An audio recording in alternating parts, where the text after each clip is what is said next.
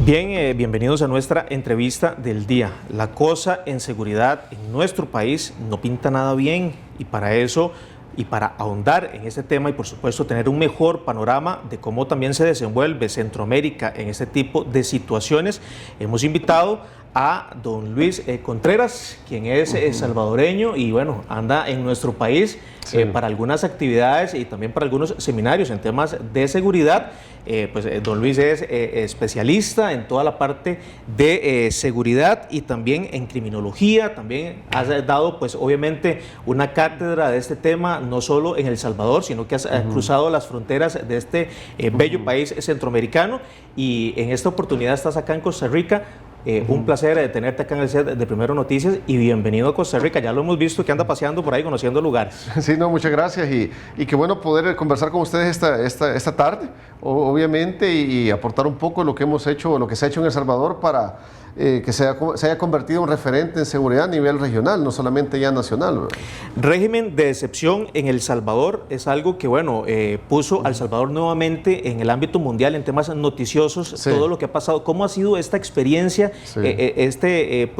decisión política de encerrar a los criminales o sospechosos de formar las famosas maras? Sí, eso es lo que es importante mencionar, de que cuando comenzó el gobierno del presidente Bukele no fue específicamente régimen de excepción el cual se ha implementado desde el inicio, sino que es un plan de seguridad denominado Plan Control Territorial, que consta de 7 fases.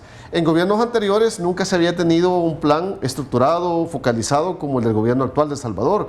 El régimen de excepción que se aprobó hace 2 años vino a oxigenar el plan de seguridad, me explico, es decir, a darle mayor celeridad y ampliar el margen de acción de la policía y la Fuerza Armada, porque con el plan control territorial ya se tenían buenos logros. Por ejemplo, El Salvador, Bukele recibió con gobiernos de izquierda arriba de 65 asesinatos cada 100.000 habitantes. Ya en el 2020 ya se tenía una reducción considerable de 21 asesinatos cada 100.000 habitantes, es decir, ya los números hablaban por sí solos. Sin embargo, hubo una ola de homicidios hace 2 años, de viernes a domingo, en los cuales las pandillas decidieron asesinar a gente inocente. Viene el presidente Bukele y le pidió a sus diputados, a la Asamblea Legislativa específicamente, que aprobaran un régimen de excepción que es de origen constitucional, es decir, él no se lo ha sacado de la manga, como a veces muchos medios internacionales lo quieren plantear, sino que es una herramienta constitucional que gobiernos anteriores nunca la habían utilizado. Es decir, que no había existido la voluntad política para combatir a las pandillas de forma real. Y el gobierno actual sí lo ha hecho. El presidente de nuestro país, don Rodrigo Chávez, dice: los números no mienten. Vamos a pedirle a nuestros compañeros de realización que nos pongan la primera pantalla para ver esto que específicamente es lo que mencionabas, son las cifras de homicidios en El Salvador de Bukele y cómo hemos ido viendo que esta cifra, ahí la tenemos en pantalla, cómo viene prácticamente en picada hasta llegar a 2.4 cada 100.000 habitantes. Así se cerró el año 2023 con 2.3 asesinatos cada 100.000 habitantes. Posicionó a El Salvador como el país más seguro de Latinoamérica y en segundo de América, solo superado por Canadá con 2.2. Sin embargo, inclusive, así como apuntan los datos criminológicos, se podría decir que vamos a superar a Canadá el 2024. Y primero es que así sea, en el sentido de que más salvadoreños estén conviviendo de una manera normal. Nosotros lo vemos desde afuera, obviamente como hermanos centroamericanos. ¿Cómo lo ven los salvadoreños internamente? ¿Están contentos con todas estas medidas que ha implementado Bukele para, obviamente, salvaguardar la seguridad de la nación? Sí, yo siempre he mencionado en mis análisis que la evaluación de los políticos son las elecciones. Y podemos ver como recientemente acaba de pasar una elección presidencial de alcaldes y diputados en El Salvador y masivamente el partido de Nayib Bukele ha vuelto a ganar y ha atomizado la oposición de una manera histórica. Es decir, el partido de oposición que en su momento fue gobierno, el FMLN, que era de izquierda, no consiguió ningún diputado. Porque en los gobiernos de izquierda en 10 años se tuvo la violencia homicida más alta de El Salvador, a tal grado que en el 2015 fue el año más violento. Estamos hablando de 107 asesinatos cada 100.000 habitantes. Mataron a casi 100 policías, es decir, los datos están ahí y son concretos. Por eso las votaciones, se votó por la reelección del presidente, se le dio mayoría en la Asamblea para que tuviera esa continuidad, porque mira, al final los gobiernos, si no hay una política de Estado real, y son políticas de gobierno, tienen esa ambivalencia y esa tendencia a estar cambiando. Y la gente en El Salvador, y podemos ver que la amplia mayoría quiere una continuidad del plan de seguridad. Y lo hemos visto realmente, no porque lo diga inclusive el mismo gobierno, las encuestas, los datos, en el boca a boca. Yo tengo muchos conocidos empresarios, empresas pequeñas, mecánicos de talleres que antes tenían una doble extorsión. Por ejemplo, tengo un mecánico que de 2007 lo conozco, ya el 2022 dejó de pagar la extorsión. Es decir que el plan de seguridad de El Salvador ha logrado neutralizar tanto la violencia homicida, las extorsiones, el desplazamiento forzado y las violaciones que ejercían las pandillas, no solamente la violencia homicida. Hay mucha gente que está a favor y en contra. Esto obviamente pues ha dado a debatir todo el tema de derechos humanos. Incluso hemos visto testimonios de salvadoreños que han denunciado que se les cobra hasta por visitar a sus familiares dentro de algunos centros penales. Pero también vamos a conocer el caso de Costa Rica. Vamos a pedirle a nuestros compañeros también que nos pongan la siguiente pantalla para tener una perspectiva, y esto es lo que muestra, don Luis, amigos televidentes, esta curva donde el 2023 fue el año histórico para nuestro país con 907 homicidios dolosos, y esto nos pone en una cifra de 17,2 por cada 100.000 habitantes, casi 8 veces más, poco más de 8 veces. Indudablemente yo he estado analizando, bueno, uno que se dedica a esta área como asesor, he estado investigando a nivel Centroamérica, no solamente de Costa Rica, y fíjate que es importante porque yo en medios de comunicación de El Salvador lo he planteado y lo menciono acá, que sería fundamental que El Salvador a nivel de Centroamérica liderara una comisión de índole transnacional. ¿Por qué menciono esto? Porque las pandillas están migrando a Honduras, Guatemala. Solo Guatemala nos ha devuelto el 2024 a 30 pandilleros. Han detenido en Costa Rica también, solo que les queda un poco más lejos. Sin embargo, El Salvador ya no es terreno fértil para las pandillas, por una serie de adecuaciones legales que se han dado en el Código Penal, Código Procesal Penal, que ya no les permiten volver a germinar y a consolidarse. Por eso están migrando a países como Honduras, Guatemala, en este caso Costa Rica. En Nicaragua no tenemos datos porque sabemos el hermetismo de ese gobierno.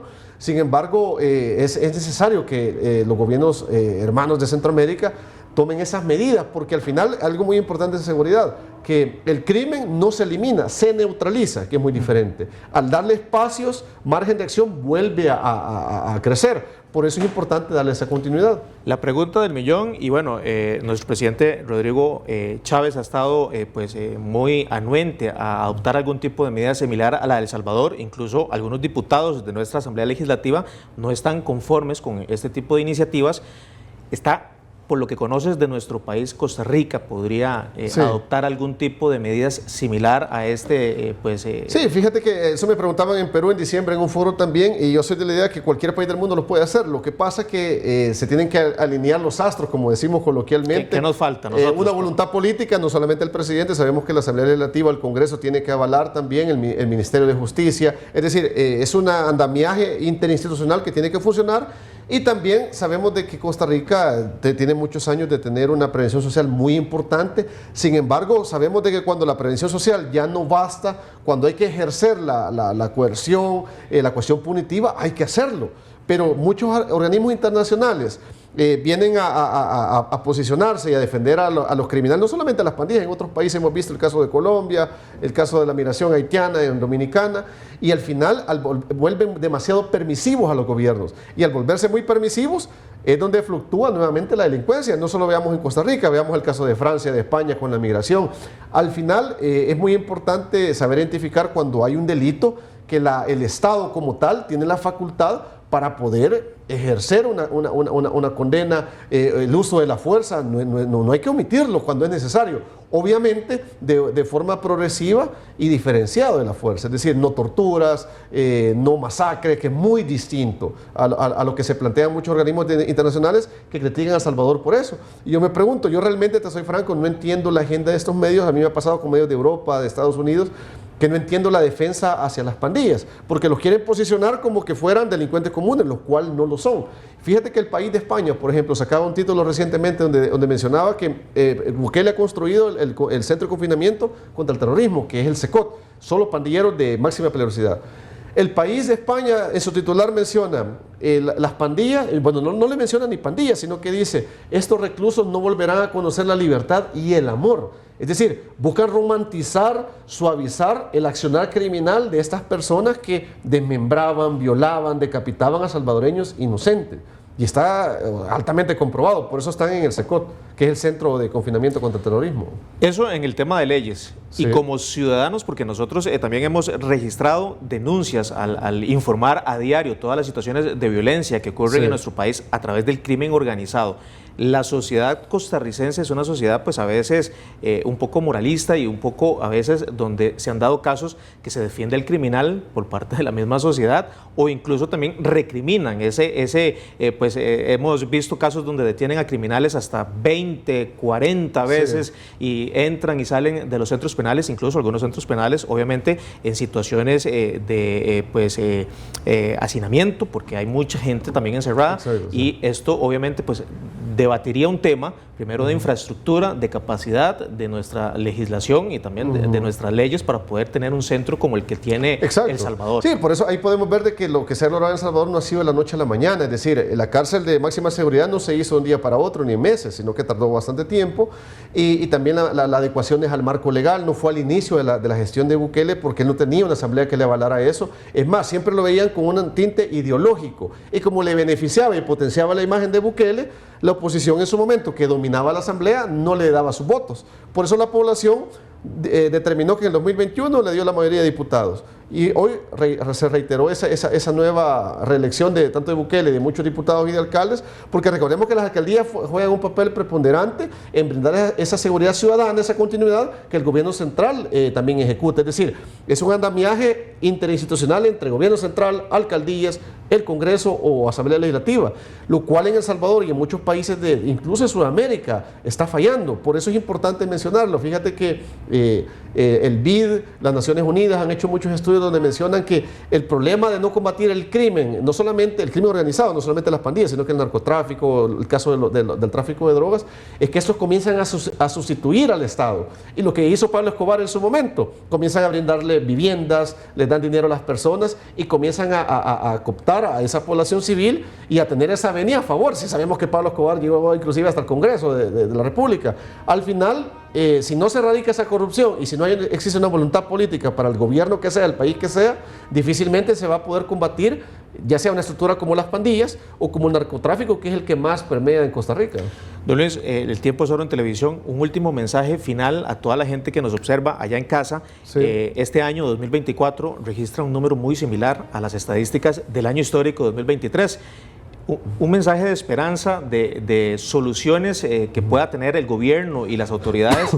Vos en el tema, como experto en seguridad, ¿podemos ver un panorama pues alentador o es algo que nos va a llevar bastante tiempo? Es que el detalle es este. Yo creo que el mensaje sería más que todo para los políticos, no tanto para la ciudadanía, en el sentido de que realmente tengan esa voluntad, que no piensen nada más en votos para su partido o para su persona e incluyan a la academia en eso también, porque podemos hacer foros, una serie de eventos de seguridad y criminología. Sin embargo, si los políticos no extraen esas propuestas y no las implementan y las aplican, difícilmente Costa Rica va a tener un futuro esperanzador, a diferencia como tuvo el año pasado, más de 900 asesinatos anuales. Yo creo que es preocupante a nivel de Centroamérica también. Honduras tuvo más de 3.000, por ejemplo. No puede ser que una región tan pequeña esté captada por las pandillas, por el crimen organizado como es el narcotráfico, porque al final también viene a afectar la parte de la dinamización económica de los países.